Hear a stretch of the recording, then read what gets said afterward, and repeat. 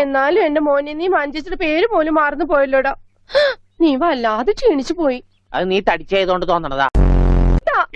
എന്റെ ചേച്ചി വന്നടാ. താനാരാ? അളിയൻ. അളിയോ. താനാരാ വിളിക്കണേ? അളിയനെ. അളിയോ. അപ്പൊ താൻ തന്നെ തന്നെയാണ് അളിയാന്ന് അകത്തേക്ക് നോക്കി വിളിക്കണത്? അതെ, ഞാൻ ആദ്യം വനജയെന്ന് വിളിച്ചപ്പോ നീ ആരാണെന്നാ വിചാരിച്ചത്? അത് ഞാൻ വിചാരിച്ചത് പട്ടിയാണെന്നാ. പട്ടിയൊക്കെ നിന്നെ വനജയെന്നാ വിളിക്കാറ്?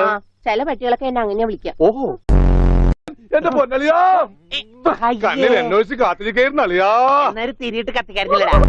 ആ അച്ഛാ, ആരാ അപ്പൊ പോയ കരിമ്പൂതം? അത് നിന്റെ ചേച്ചിയുടെ ഭർത്താവാ, വനജയുടെ. ആണാ? ആരാ ഈ വനജ? അളിയാ, നമുക്ക് ഇറങ്ങാം. കറങ്ങ പിടിക്ക്.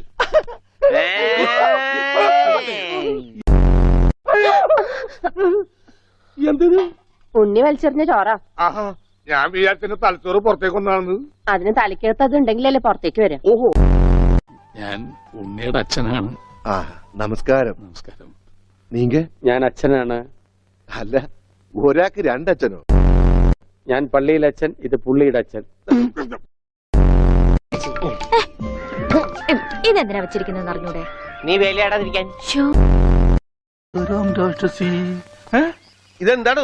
കരിപ്പെട്ടി കൊണ്ടുവരാൻ പറഞ്ഞു. ഇതാണ് ഇവിടെ കരി ഇട്ട് വെക്കുന്ന പെട്ടി, കരിപ്പെട്ടി. എടോ പണ്ടാരമേ, കരിപ്പെട്ടി. ചക്കര എടുക്കാനാ പറഞ്ഞത്. ചക്കരക്ക നിങ്ങൾ കരിപ്പെട്ടി എന്ന് പറയാ. അപ്പൊ പഞ്ചാരക്ക് എന്താ പറയാ? വെള്ളപ്പെട്ടിന്നാ. ഇക്കണക്കിന് കുന്തിരിക്ക എടുക്കാൻ പറഞ്ഞ താൻ കുന്ത ഉരുക്കി കൊണ്ടുവരുമല്ല. അയ്യോ അമ്മേ, ഒന്നും പറ്റിയോ?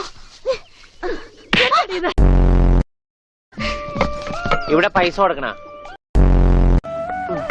ഇതാ.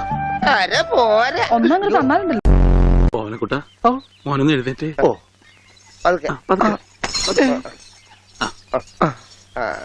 കുഴപ്പമൊന്നുമില്ലല്ലോ. മോനൊന്ന് നേരെ നിന്നല്ലോ. നിന്നച്ചാ വലിച്ച ഇംഗ്ലീഷ് പറയാൻ പറ്റും.